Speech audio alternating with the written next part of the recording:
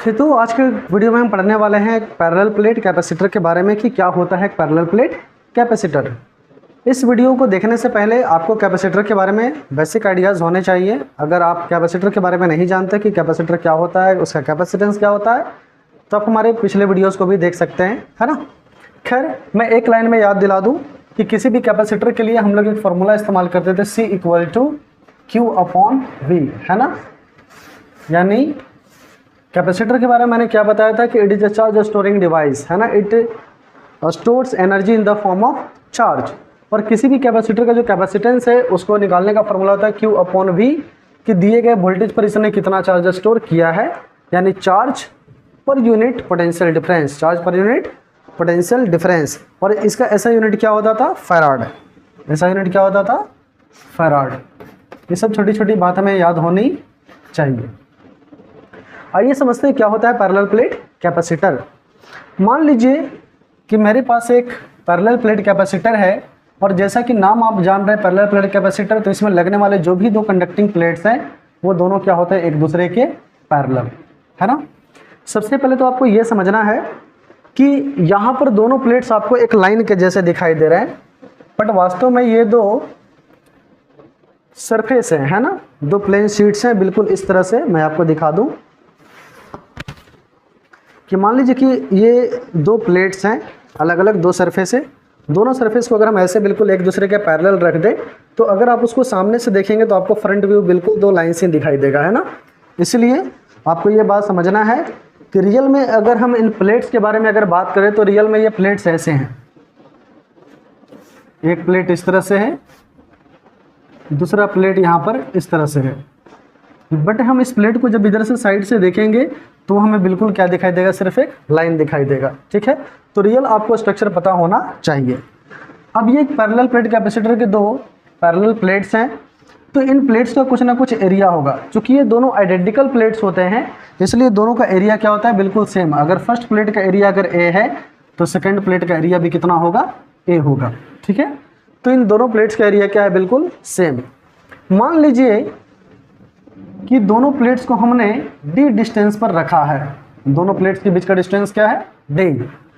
अब आपको ये समझना है कि अगर हम इस कैपेसिटर के एक्रॉस मेंटेन कर दे पोटेंशियल डिफरेंस, इसको कनेक्ट कर दे पॉजिटिव से और इसको कनेक्ट कर दे नेगेटिव से, तो क्या होगा, ये कि इस प्लेट के ऊपर में चार्जेस कैसा जमा हो जाएगा, पॉजिटिव। कैसा जमा हो जाएगा, पॉजिटिव, है ना, पॉजिटिव चार्ज। और इस प्लेट के ऊपर में चार्ज कैसा जमा हो जाएगा, नेगेटिव।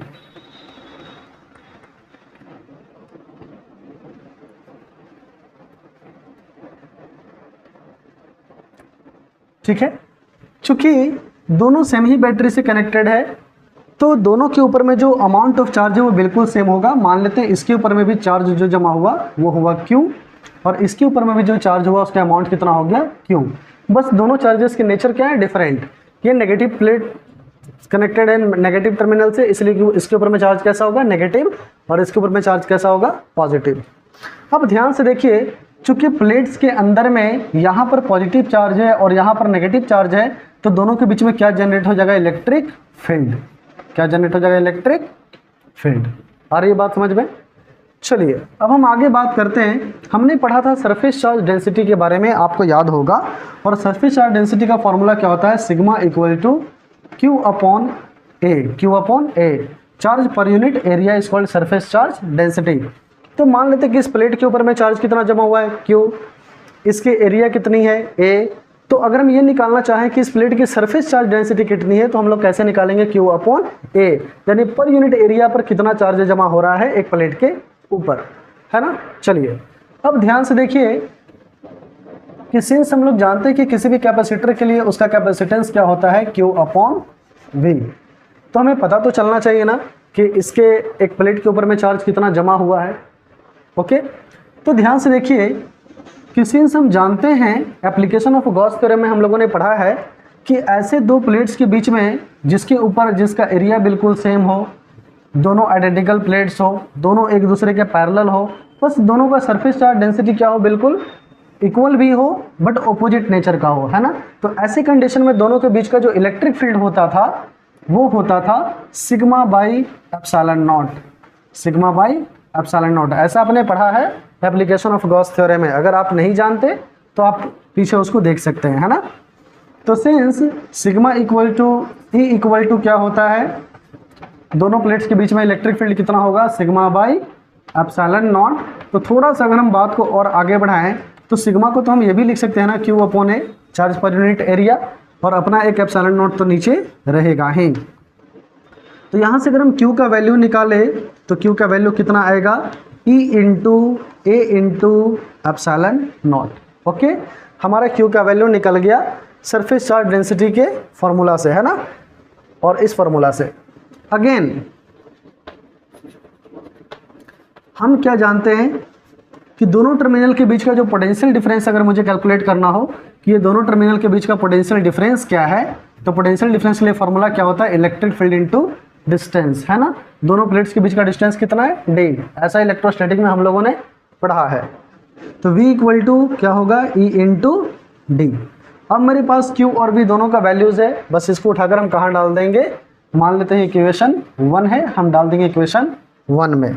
तो देयरफॉर 1 इम्प्लाइज, अब क्या आ जाएगा अपने पास, C equal to Q upon V, है ना। तो Q के जगह पे हम कितना लिख सकते हैं, E A epsilon not by V का वैल्यू हम कितना लिख सकते हैं, E into D, E into D. तो यहाँ से क्या होगा, ये E और ये E को हम काट सकते हैं ना। तो यहाँ से पैरेलल प्लेट कैपेसिटर का कैपेसिटेंस कितना आ गया, A epsilon not upon D. यहाँ पर सबसे इंपॉर्टेंट बात यह है कि अगर हम किसी पैरेलल प्लेट कैपेसिटर का कैपेसिटेंस पता करना चाहते हैं तो मुझे कौन कौन सी जानकारी मेरे पास होनी चाहिए। सबसे पहले कि उसके प्लेट्स की एरिया कितनी है, प्लेट्स की एरिया कितनी है। चूँकि दोनों प्लेट आइडेंटिकल होते हैं, हमें किसी एक प्लेट का एरिया चाहिए कि प्लेट की एरिया कितनी बनाई गई है, दोनों प्लेट्स के बीच का डिस्टेंस क्या है, और एप्सिलॉन नॉट क्या है कि दोनों प्लेट्स के बीच का अगर कोई मीडियम नहीं है तो हम उसे एयर मानेंगे, और एयर का परमिटिविटी कितना होता है, एप्सिलॉन नॉट। और आप लोग जानते हैं कि एप्सिलॉन नॉट का वैल्यू कितना होता है, 8.85 इंटू 10⁻⁻12 कूलम स्क्वायर पर मीटर स्क्वायर पर न्यूटन, है ना। ये आपको याद होना चाहिए। तो वास्तव में तो एप्सिलॉन नॉट तो एक कांस्टेंट वैल्यू है। इसका मतलब किसी भी पैरेलल प्लेट कैपेसिटर का कैपेसिटेंस निकालने के लिए हमें सिर्फ प्लेट की एरिया चाहिए और दोनों प्लेट के बीच का डिस्टेंस चाहिए। यहाँ से एक बात आप और नोटिस कर सकते हो कि यहाँ पर here capacitance of a parallel plate capacitor is directly proportional to its area, है ना। अगर हम एरिया को ज़्यादा बड़ा रखेंगे तो पैरेलल प्लेट कैपेसिटर की कैपेसिटेंस भी क्या होगी, ज़्यादा होगी। और कैपेसिटेंस जो है वो इन्वर्सली प्रोपोर्शनल है किसका, दोनों प्लेट का बीच का डिस्टेंस का। अगर हम इन दोनों प्लेट्स के बीच का डिस्टेंस को अगर कम कर देंगे तो उसकी कैपेसिटेंस क्या हो जाएगी, बढ़ जाएगी, है ना। चलिए इसे जल्दी से उतार लीजिए, फिर हम लोग अभी बात करेंगे। अभी हम लोग आगे वीडियो में बात करेंगे कि अगर ये दोनों प्लेट्स के बीच में अगर हम कोई डाल दे कंडक्टिंग स्लैब, क्या डाल दे, कंडक्टिंग स्लैब, या फिर कोई डाई इलेक्ट्रिक स्लैब, तो उससे इस पैरेलल प्लेट कैपेसिटर के कैपेसिटेंस पर क्या प्रभाव पड़ेगा, है ना। तब तक आप इसे उतारिए।